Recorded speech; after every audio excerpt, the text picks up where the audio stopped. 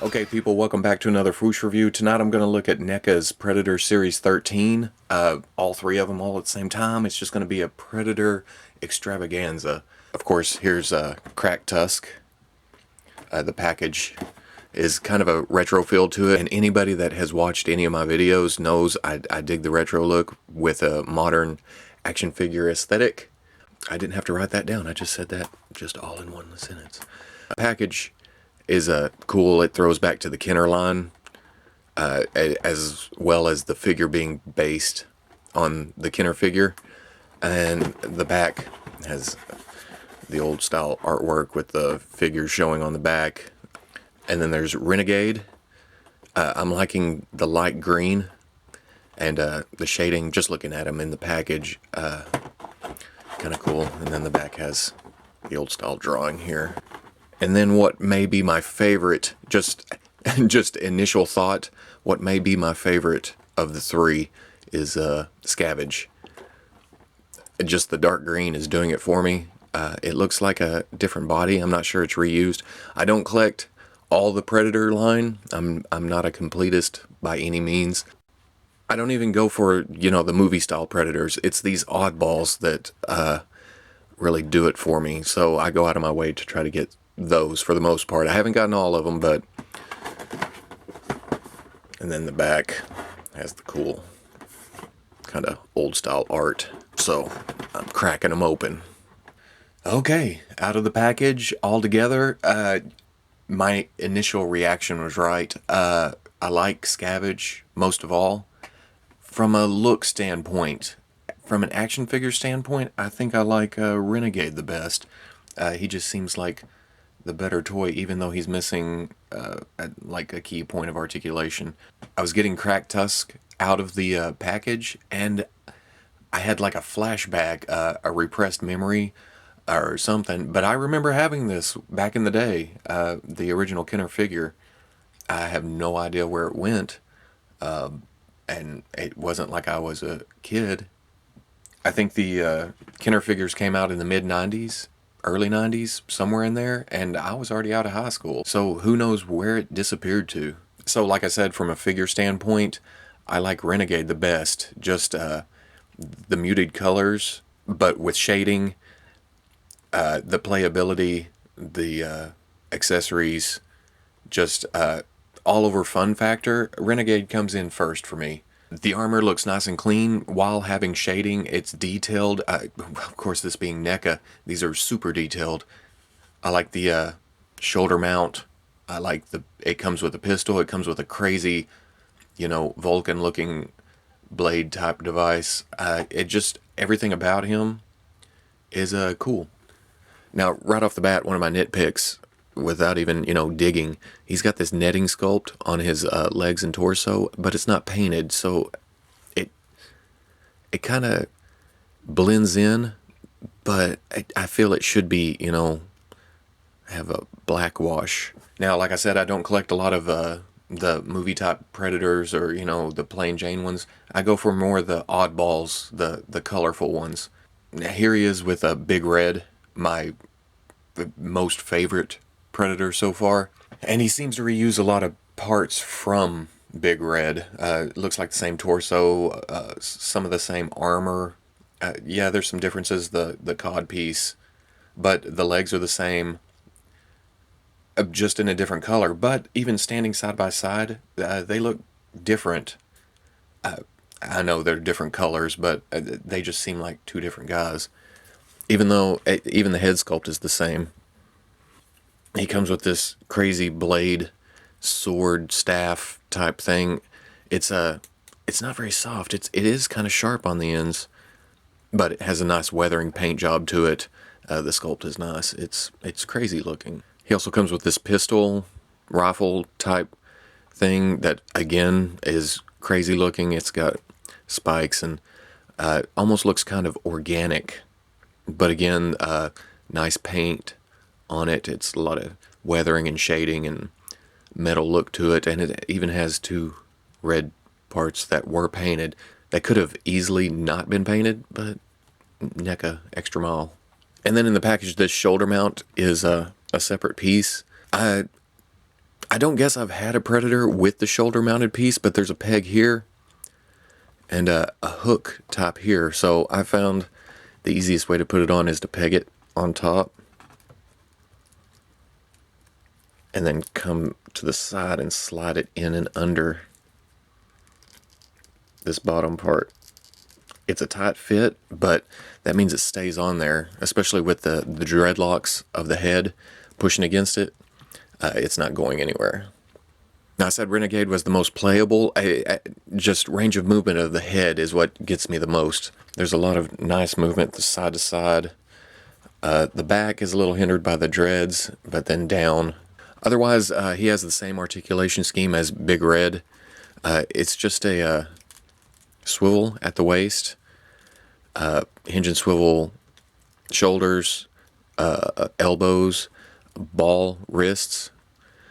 On this one's stuck right here. The cannon up here has a lot of movement to it, a hinge and then a ball on top, so you can get all the way around. The blades do extend down to here. Below the waist, it's all soft armor here, so it doesn't really get in the way. He's got a swivel and double knees, and then a ball down here in the ankle. So a lot of opposing options, and he just looks good. Nice shading on the green, dark on the back, very lizard-like. Now, Crack Tusk, he very techno look to him, and that's what reminded me that I had this back in the day, was the helmet. And I think he came with some kind of thing that shot off in two directions with a rope in between it. I think it was this guy. My memory is terrible, but he reminds me back in the day. A very different look than what I'm used to. I don't know if this is reused parts here or not, but he does have kind of a torso ball in there. So he gets some side to side and forward and back, and then he's got a twist. The hands are on ball, and it holds the staff pretty good. It took me a minute to figure out how to put the disc in. I'm not sure if I have it on there right, but his fingers do go in the holes, and it's easier just to pop his hand off. His hands pop off fairly easy because, you know, it's just a ball. So I put the weapons in his hand and then shove the hands back onto the gauntlets. The shoulder-mounted cannon, it looks like it slides back, but I can't get this one to go back. It's loose in there, and I can get a little movement, but I can't get it to slide all the way back. But that's cool. It can stay right there. It's out of the way. His helmet kicks all kinds of ass. It's just, like I said, very techno. And he's got some pretty good movement. He's got side to side, back and forward. Articulation over the rest of it, again, the same. It's soft down here, so it doesn't really get in the way. He can't sit. Well, I'm a liar. He can sit. But, yeah, it's the same articulation scheme as Renegade. And there's the back. This tube running here doesn't get in the way, really. He can go all the way up. And his blade does extend. Even though it looks like one piece, very nicely done here. But it extends out on two. Get out there. And now for my favorite, just looks-wise. It's the dark green that gets me against the silver with the red dreads. It just kind of pops for me. The gold, the skull. It's almost a chrome-like look to his staff. The added helmet is very nice, very beetle, very insect-like. The shoulder cannon's a little different than the other two, but when it comes down to it, the leg articulation kind of throws me. Like I said, the staff, I love the staff. His hand is a little harder than the other two, so it's kind of hard to get in and out, but the skull, this tail going up and impaling the skull, just overall, I like this. Looks like a microphone stand. His other accessory, and I don't have a lot of these either, is a removable helmet.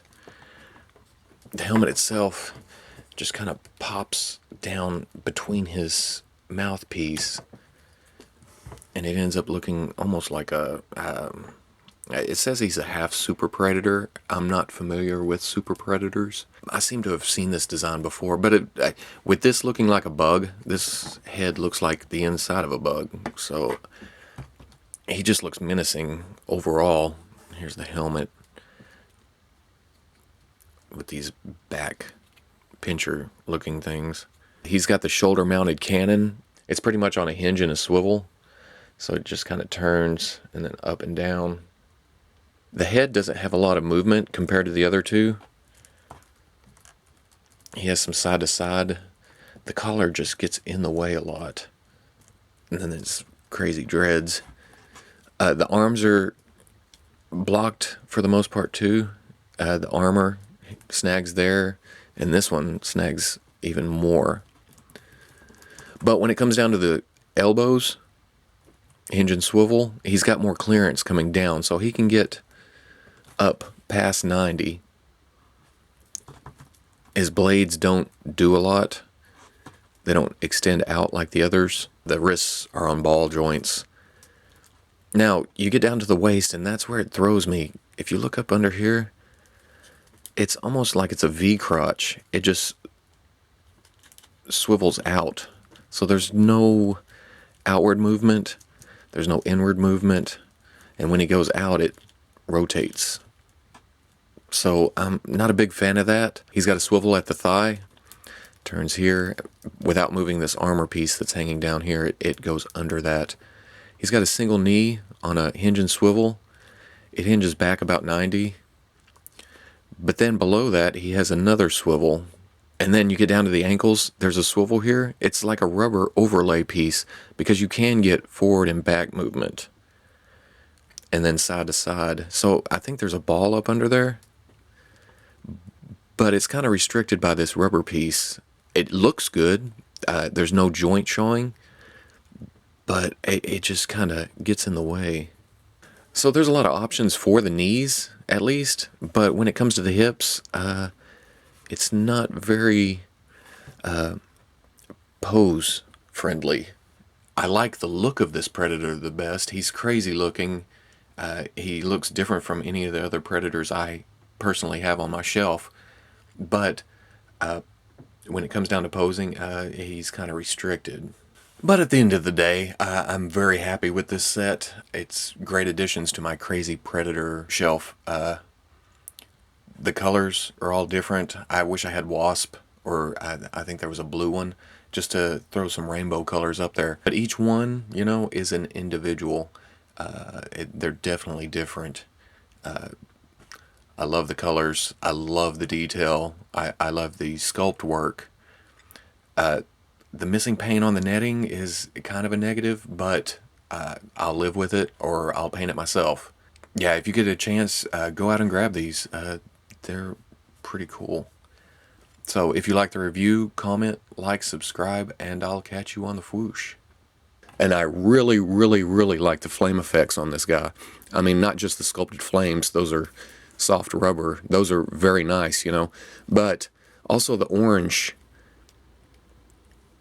on the head, here, it's kind of, you know, the flame reflecting off RoboCop's shiny armor. I just really, really like the effect there.